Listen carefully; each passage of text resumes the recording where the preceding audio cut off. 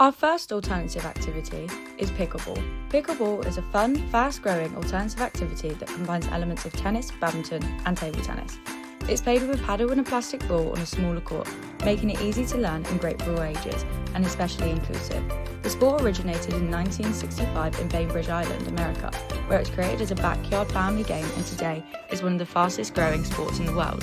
Pickleball can be played as singles with one player on each side covering the whole court, or doubles with two players per team working together. This one is the most popular format because it's fast-paced, social and all about teamwork.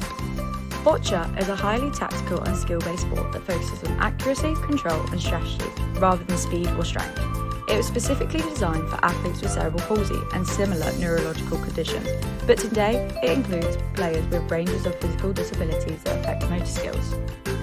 The game is played on an indoor court where athletes throw, kick or can use a ramp to propel leather balls towards the white target ball, which is called the jack. Each end requires players to carefully plan their shots, whether that's placing their ball closer to the jack, blocking an opponent's path or knocking an opponent's ball away.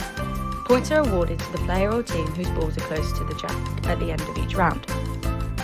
Boccia made its Paralympic debut at the 1984 Summer Paralympics and remains one of the few sports with no Olympic equivalent. It is governed internationally by World Boccia and continues to grow worldwide because it promotes inclusion, accessibility and competitive opportunity for athletes with high support needs, showing its inclusivity. Seated volleyball is a fast-paced, adapted version of volleyball designed for athletes with physical disabilities.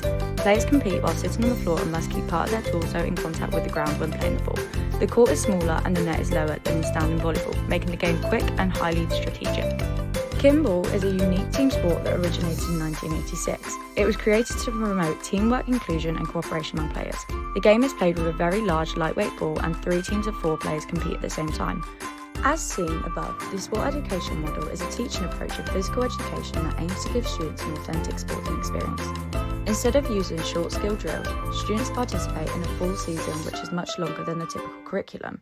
They're placed on teams, take on different roles such as coaches, referee or captains, keep records and compete in structured games. The goal is to develop not only physical skills but also teamwork, leadership and responsibility and a deeper understanding of sport, very commonly seen in concept curriculum. This model links really well with Kia ora hi, a traditionally Maori game from New Zealand. Kia ora hi naturally supports teamwork, strategy and communication and cultural learning. Using the sport education model, students form teams, learn the cultural background and values of the game. They can take on leadership roles and participate in a season that ends in a final celebration event. This approach not only improves game performance but also respects and highlights the cultural significance of Kia ora hi while getting an inclusive and engaging learning environment. One team will aim to hit the tupu. The tupu will be the bucket in the middle. The other team will aim to hit the 4 cones outside of the area. Once they have hit the 4 cones, they then have the objective to run into the middle and score their point for their team. The third team within Kia ora hi are the referees. They are seen in the clips above placed around the area.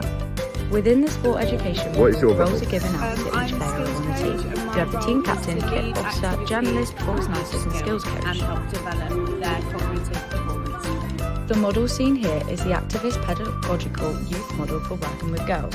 This is a student-centred approach that focuses on giving young people, more specifically girls, voice, choice and ownership in their physical activities experiences. To be able to establish how to prioritise their identities and create positive identity development among girls, you can use surveys or discussions within classes to understand what they want to get out of physical activity and how you can speak to them through the use of your lessons. This model is especially effective when working with girls using yoga. Yoga shifts the focus away from competition and comparison and instead promotes self-awareness, well-being and personal growth. Through an activist approach, girls can help co-design sessions, choose themes such as stress relief, confidence or body positivity, and reflect on how movement makes them feel. We can also use dance and gymnastics. This model will work particularly well because both activities allow for creativity, expression and collaboration. Instead of the teacher again being the facilitator and deciding all routines and skills, girls can co-create choreography, choose music and design sequences, and explore themes and movements that feel meaningful to them. In gymnastics, they might build their own floor routines as seen, or work in groups to design balances and sequences that reflect themes they care about, such as confidence or empowerment. Thank you for listening to my voice for 5 minutes. I hope you guys enjoyed.